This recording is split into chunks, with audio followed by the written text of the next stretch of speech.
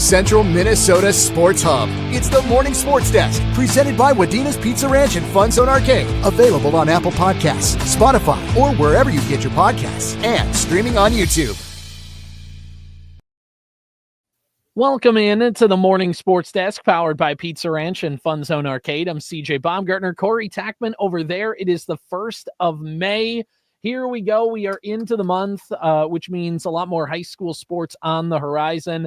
And we have one this afternoon. As of right now, weather pending, knocking on wood tremendously. There's rain forecasted all afternoon. But at this moment, we do have a slight change of plans with our broadcast schedule today. Breckenridge at Staples-Motley baseball. The pregame and first pitch got moved up an hour. So it's a 3:15 pregame and a 3:30 first pitch as of recording this podcast in the morning of the 1st of May.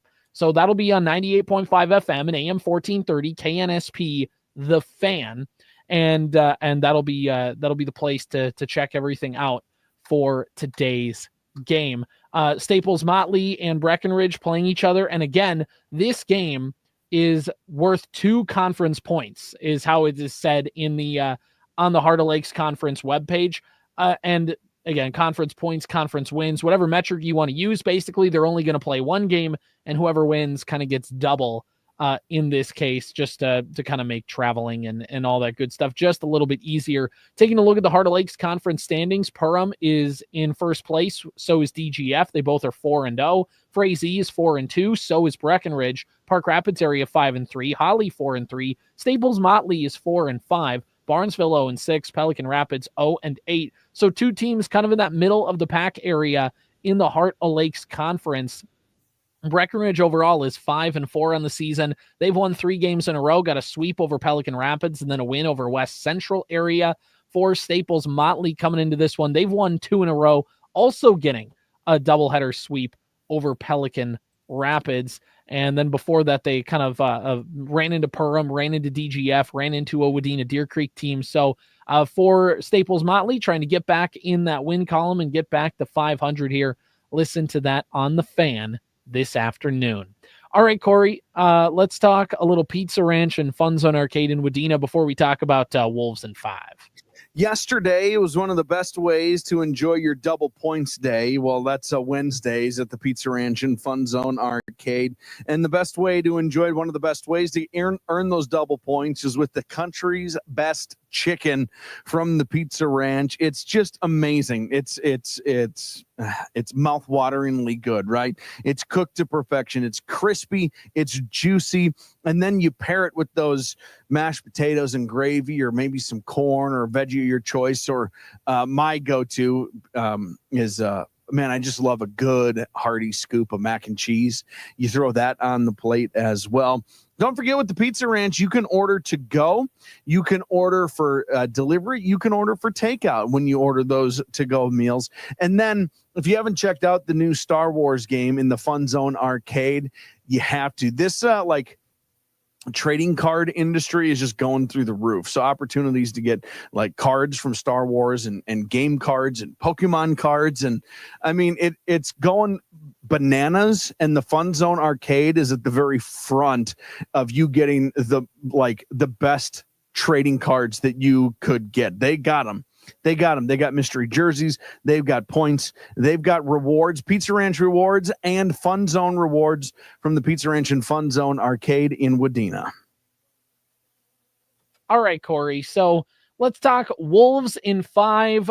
Corey, did somebody, I think somewhere said Wolves in 5 in a spot. Do you remember that? Yeah, I think someone's been saying it for almost like 2 full weeks now. Somewhere right in there. Yeah, Wolves in 5. The Lakers can't score 120 points. The Wolves are just a better team from top to bottom. There's not really anything to argue with that. Yeah, that feels like a conversation you and I have had for going on about 2 weeks now, doesn't it? Yeah, I think we're the only ones in the world that predicted the Wolves to win this series. Obviously, a bit of a stretch. There was one person who had our backs, and that was Kevin Garnett. KG on his podcast picked the Wolves to win. Yeah. And Paul Pierce was like, no, I don't know. I mean, and talked his trash to KD, but he won't do that to LeBron and Luka. He's not. It's like, Paul, my guy. Yes, he is. He talked trash to the president. That's literally what Kevin Garnett said. He's like, that guy talked trash to Obama. You think he's going to be like, oh, it's Luka. I can't, I got to respect it. No. There's a clip of Ant at the beginning of the series. He's handled it like kind of media wise exactly how you want him to, because they're like, they picked the Lakers to win. Everybody's picking the Lakers to win. He's like, yeah, of course they're going to pick the Lakers to win. Like, they don't want the Wolves to win. We're going to, though. And they did. They just took care of business. And this game 5 was really kind of the test of, like we said, how are they going to look coming out of the gates? And they didn't shoot very well, but the defense was still there. They got open looks, and Rudy Gobert just had a game for the ages. But they came out, like we said yesterday, what's that first quarter going to look like? The score was good, but so was the energy. And you could tell as the game went on and on that the Lakers were losing their legs, and the Wolves went 7 of 47 from the 3-point line yesterday. That's a playoff record for play. They missed 40 3-pointers and still won the game. And not only that, we're in the lead for most of the game. And if that doesn't tell you how big of a mismatch this series was from the get-go, I mean, honestly, there are so many talking heads, so many Twitter personalities that are out today being like, I just can't believe I didn't see this coming. Like, why didn't I? Well, it's like, it was there from the beginning. Everybody just got caught up in Luka, LeBron, and, oh yeah, the Wolves have been kind of weird this year. And it's not just the fact that they picked the Lakers to win. It's that it was like, yeah, Lakers in 5, maybe 6. There wasn't a lot of like, even this is going to be a hard-fought series. It was like, yeah, the Lakers are going to take care of business. And the Lakers they were a flawed team. Their flaws got exposed in every which way. The Wolves were not a good matchup. And not only that, and this was the other one that we talked about. I remember we had a conversation in building, Corey, about who's the better coach in this series. And immediately we were both like, Chris Finch, obviously, is the better coach in the series. And we got pushed back and like, well, JJ Redick, like it was even needing to be a conversation. Like, Chris Finch coached circles around JJ Redick in this series. Everything the Wolves did was just better. Everything the Wolves did was better. I don't and here's the thing, the conversations about Luka and LeBron, those conversations were half right. Luka and LeBron were really good in this series, offensively. LeBron had his moments defensively, but Luka was just a liability. I would say that after, I think who do the Lakers match up well against in the West of any of these teams? Right, you're not going to match up well against Jokic. Maybe Houston would maybe be their and Golden State and they're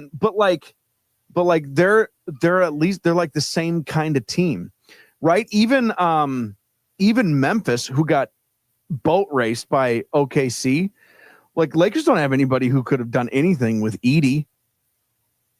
Houston's got Şengün and the big Kiwi. What's it, Steven Adams? Like, who are the Lakers?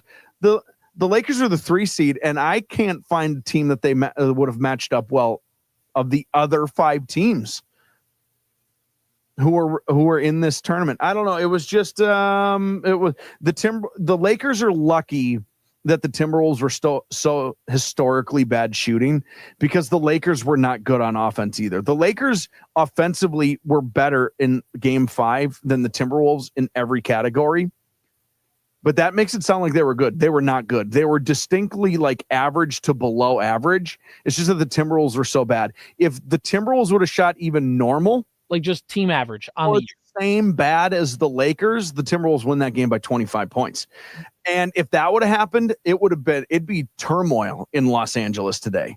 Right. It was just the Wolves kind of out-muscled them in an ugly win. They out-slimed them in that win. But yeah, exactly. If the Wolves even make 5 more threes, which when you miss 40, like if they went 12 for 47 instead of 7 for 47, like you said, it's just not a game. And the Wolves get boat raced. I remember in the middle of the third quarter when the Lakers made their run, I was watching the game. My wife was trying to put the kid to bed on the couch. And I think the Lakers took their first lead of the game. And we got a text, a buzz in from Zeke on our group text. He's like, guys, like, should we be worried? Like, what's happening here? And my wife even was like, what the heck's going on? And I'm like, the Lakers are playing an okay game. The Wolves are playing an awful game. And yet the Wolves have led most of this game. And the Lakers it took everything in the Lakers just to get it back to even and to hold like a 4-point lead. It's like this, it's not, the Lakers are having their moment, but the Wolves are they're gonna win this game because the Wolves aren't even playing well and they're still dominating the Lakers. And I think that gets us to the big Frenchman in the room. Rudy Gobert finally realized he could catch the ball and just dunk over every single Laker on the floor, and a bold strategy by Redick to just go small. And that strategy he refused to bring Jackson Hayes on the floor, brought in a player that made his Laker debut and spent most of the year with a foot injury. His first appearance as a Laker was in the playoffs in an elimination game in Game 5. He was playing meaningful minutes at the end of the game in a close elimination game. And yeah, that was it. So I don't know, man. Rudy Gobert's good. It was a really good game. He played his best playoff game ever and was really, really important. In a game where no one else was good, Rudy was exceptional. And it's just adds to the depth of what this Timberwolves team has. 27 points, 24 rebounds or something like that. Just insane. It's an insane game. All right, Corey, predictions, and then we'll get out of here. It's a quick show today. We got some stuff we got to wrap up. But one last thing. Wild win 4-3 tonight. What do you think? I think the Wild get a win tonight, and I think they're going to need to find a way in overtime to I think they got to do it. I like a 4-3 score a lot. I think Wild, why not? I'm riding the high of the Timberwolves. Wild in 7. Let's go. 2 goals for Boldy, 2 goals for Cappy. One of them will be in overtime for a victory. That's our morning sports desk prediction. We're out of here. See you tomorrow. Powered by Wadena's Pizza Ranch and FunZone Arcade. Follow the Morning Sports Desk on Apple Podcasts, Spotify, or wherever you get your podcasts. And watch every show on YouTube.